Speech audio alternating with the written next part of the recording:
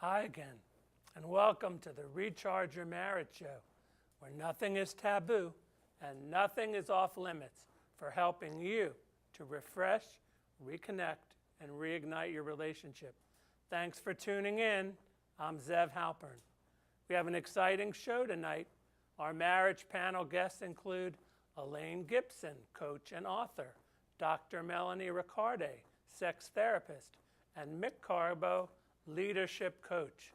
We'll be digging deep into relationship topics that you've told us you want to hear more about. Cheating, fantasy, marital dissatisfaction. We're talking marriage, happy and not so happy. What's happening in your relationship? Are you on automatic pilot, just going through the motions, or are you really in touch with your spouse's world so you can help each other be the best you both can be at work and at play?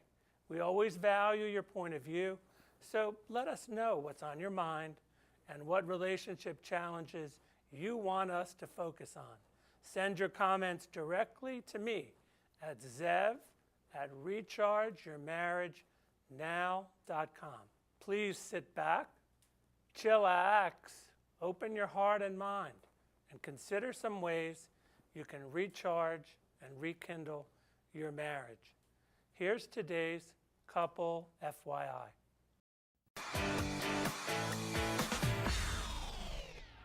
We meet, we date, we fall in love. Some of us marry, and when the smoke clears, we ask ourselves, how and what drew our attention to this other person who I seem to love? We get used to each other's behaviors, moments, moods, families, well, maybe not families, friends, and we live happily ever after. Really? Buzz. Sometimes, for many, the first thing to go is sex, but perhaps the biggest is our mutual understanding. We care for each other, but we cease to be the understanding partner.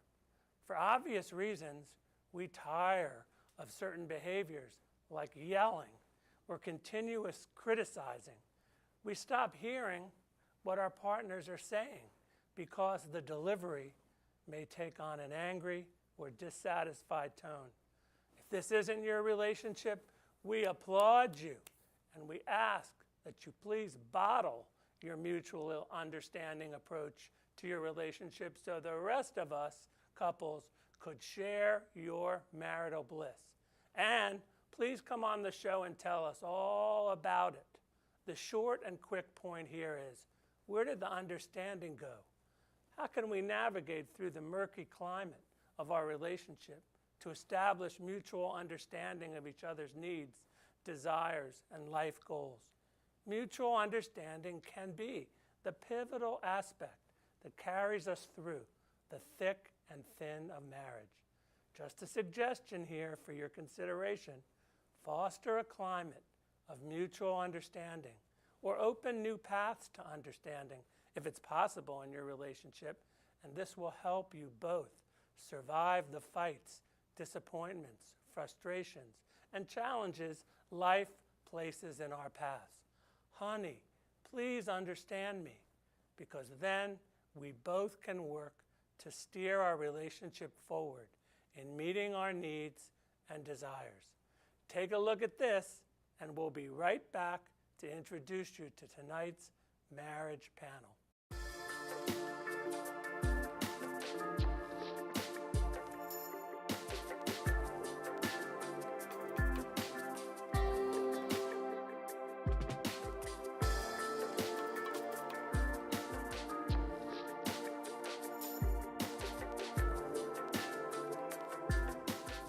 Welcome back.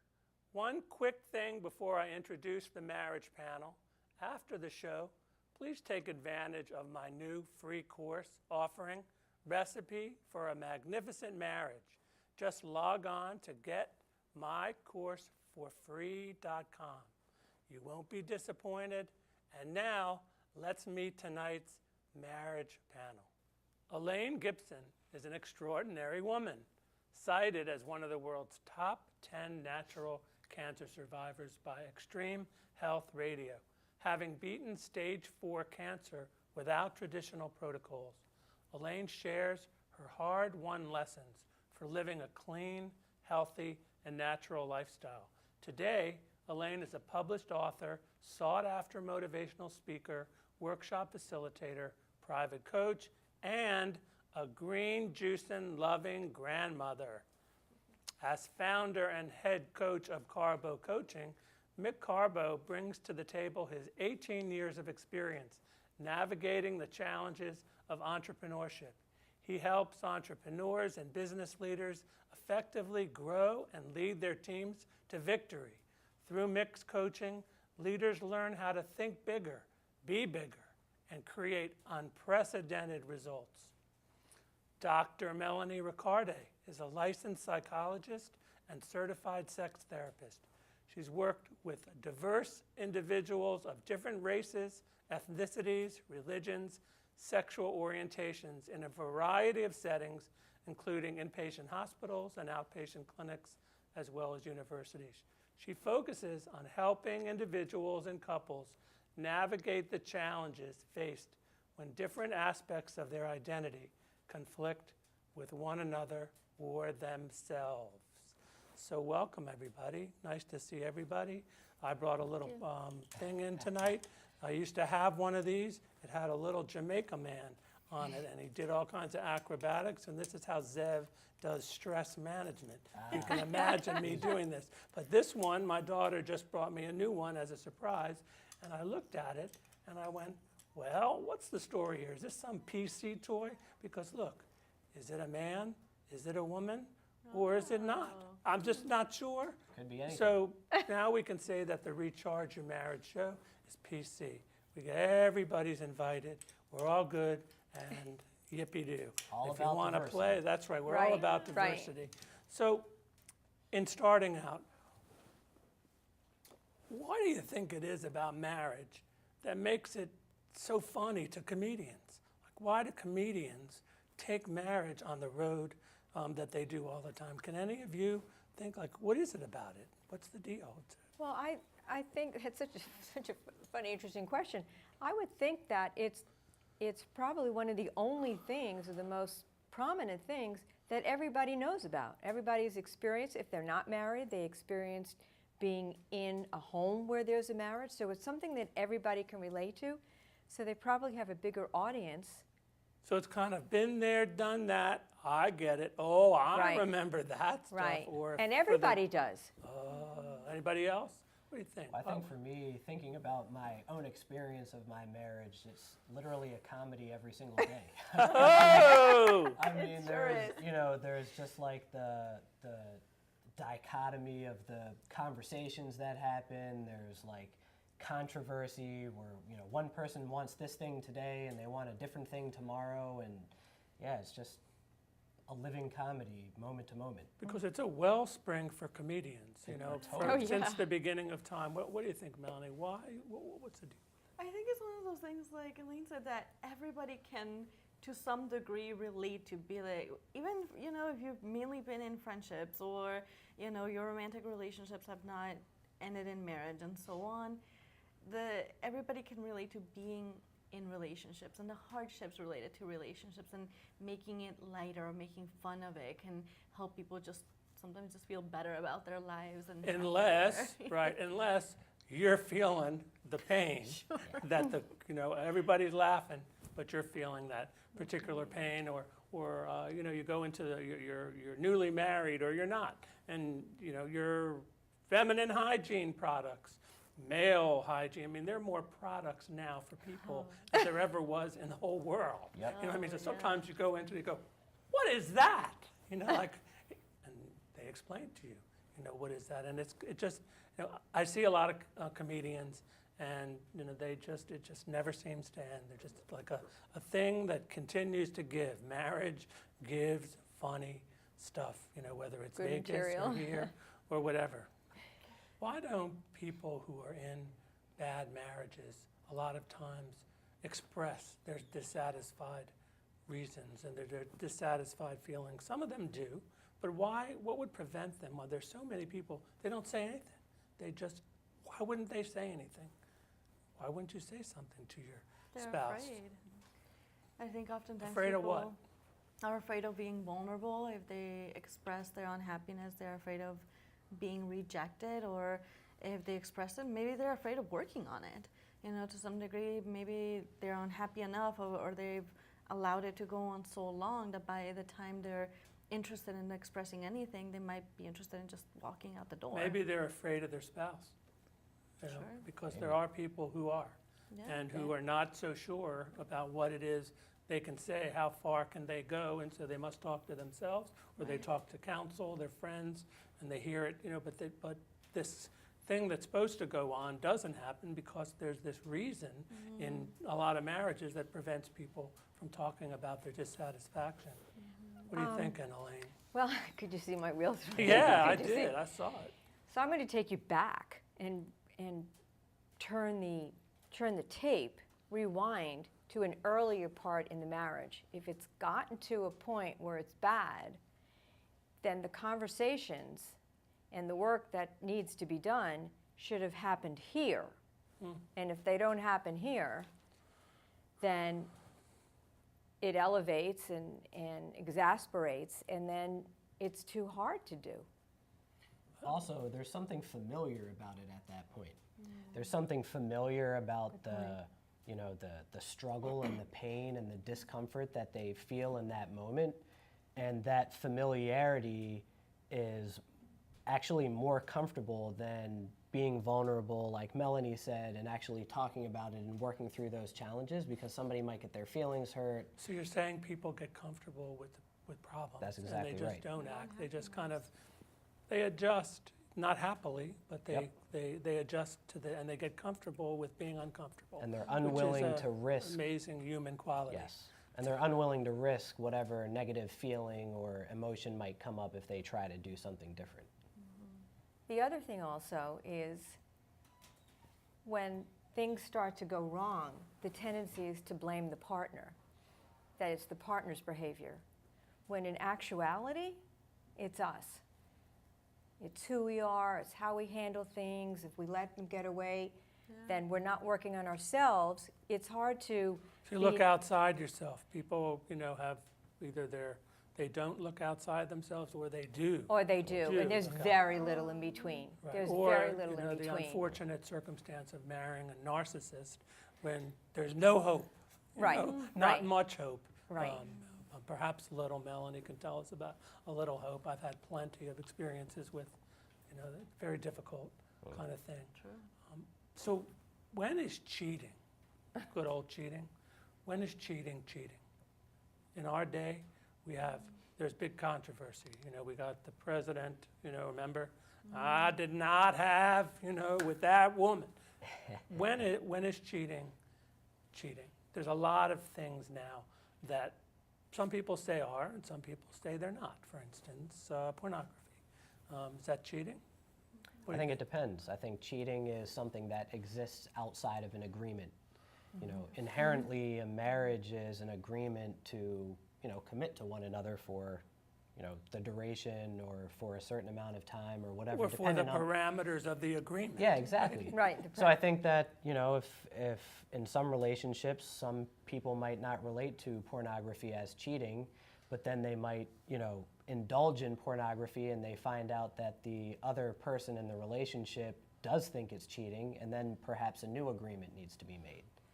I remember a person coming to see me, and a couple who was very concerned. She was, because she saw he was watching porn, and also on the side was this thing where there was this thing that says, hey, call me, right? So he was looking at the porn. Yeah. He wasn't looking to hook up with some of the craziness that they have going on those sites. However, she saw it as what it was, as what she saw, and she couldn't get past that, the other part. Well, what else? What else about you? I think it really, really depends on the individual couple, as you said, and the contracts that they have. Because, for example, even couples that have open marriages or are in polyamorous relationships, they would think certain behaviors are considered cheating. So it's interesting to see how media changes things and how things change from generation to generation, and the younger generation seem to be very open to a variety of different behaviors So what that in might the be past would have cheating never for been one okay. will not even be close to But it's cheating about that on agreement. the What other. did they You know, if they say? have some kind of agreement of whatever their agreement is to do this or to do that. Can your marriage partner solve all your problems? Can they, you know, people who get married thinking that, you know, that this person is going to save them, a little reality. What should a person, instead of be thinking? What should they think? Not that this person can save me. Who can save them? They can save them. We can, I mean, we can only solve. So, I mean, meeting all your needs. A lot of people get married thinking, I'm going to get all my needs met. What's wrong with that kind of thinking? It reminds me of that old saying, people say, you complete me. But if we're relating to that other person as somebody who completes us, then it inherently says that we're incomplete without Exactly. anybody or anything outside of us. So I think that the answer is for couples to each individually learn how to love themselves and get everything that they need from themselves, and then the other person just becomes a support structure almost to make things even better. And I love that idea, the support structure. The other person specifically kind of like bandwidth in a computer, right? Each person has an individual bandwidth, and then when they're put together, you get all this extra bandwidth. That's kind of how I think about it. That person kind of might provide the additional support so things feel lighter in your life, but not necessarily be everything that you need. You're my everything, right? You're my everything. We have this idea that a marriage or a relationship is a 50-50 proposition. Well, that's half empty on both sides. It has to be 100% and 100%, because if you're completing me, then I'm judging the way you're doing it. And if you're not going to do it the way I would do it. I mean, and that's in little things.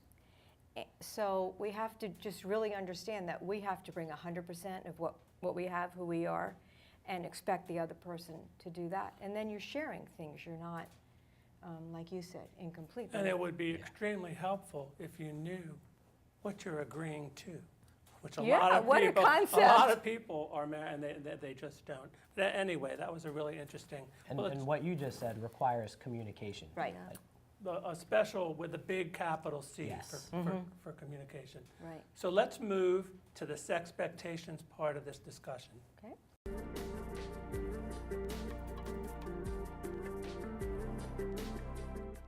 So we all fantasize, except for the liars, I guess. You know, they don't want to tell us that they fantasize. Okay, don't tell me that you know fantasize. We see, you know, a beautiful woman and we go, that sure would help my attitude readjustment. Or we see, you know, some hunk, you know, and go, well, that, you know, why can't he just be just like that, even though we don't know really what's going on in there. Is it better to keep your fantasies to yourself, or is it better to let them be known in your marriage? What do you think? It's a big deal now. It's huge because some people are experimenting with telling their spouses, and some of them are having great results, and some of them are, you know, crushed, you know, that their mate doesn't share their, you know, whatever they think, or the mate thinks they're kinky, or something like that. What do you think? I think, well, go ahead. I guess what I was gonna ask you was, how does somebody get here when they have that disconnect, sexually, physically? I mean, how does it automatically, how does it show up years later? Do you not know that when you start out? Meaning what? Meaning? What your likes, your dislikes.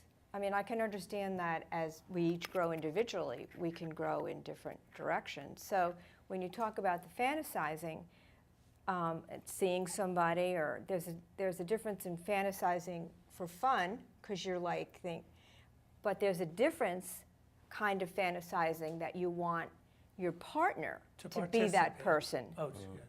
To step into the role. To step into the role. To be that fantasized.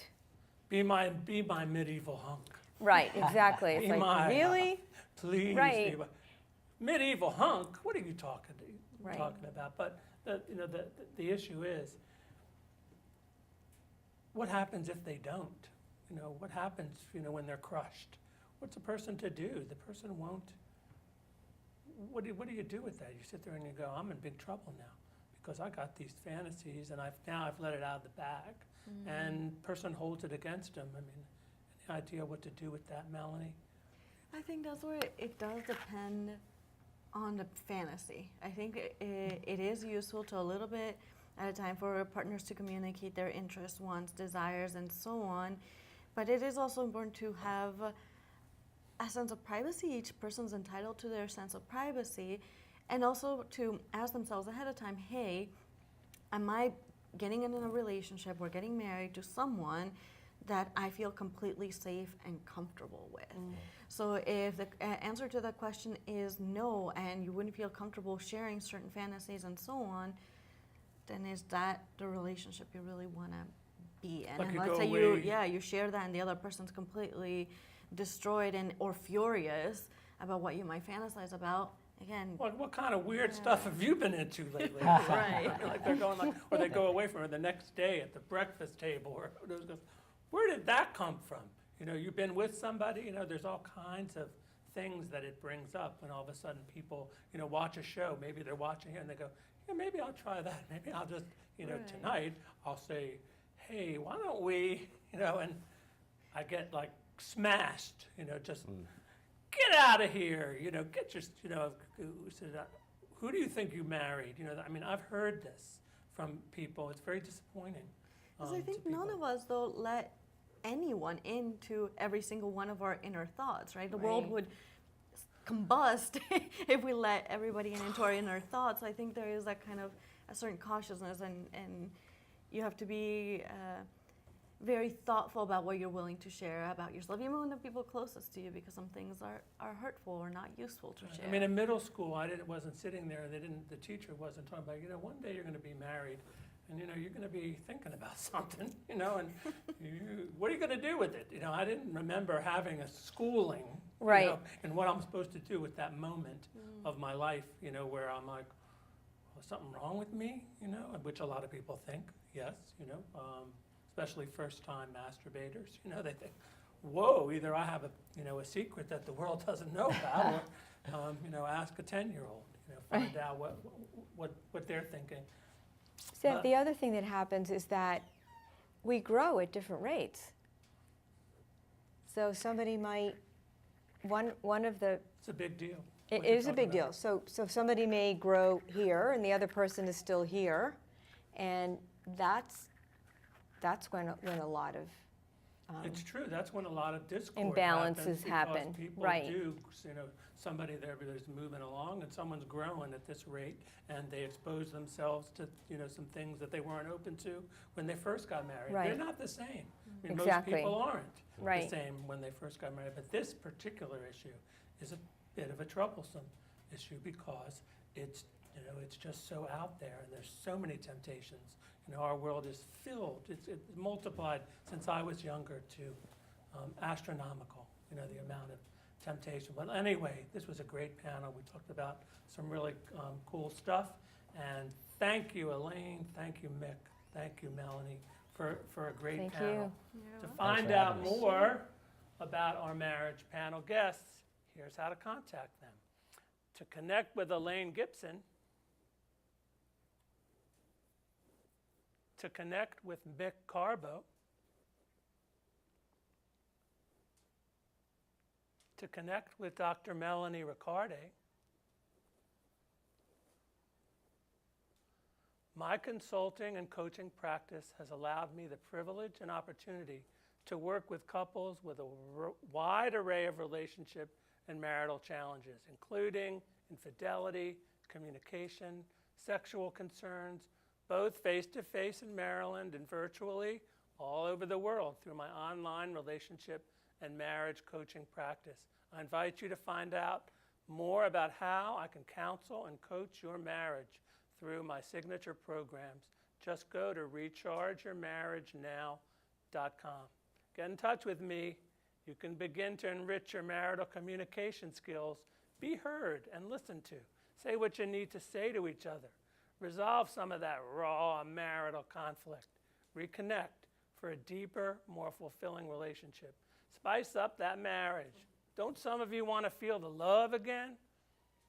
Follow me on Twitter, Instagram. Please like my Facebook page.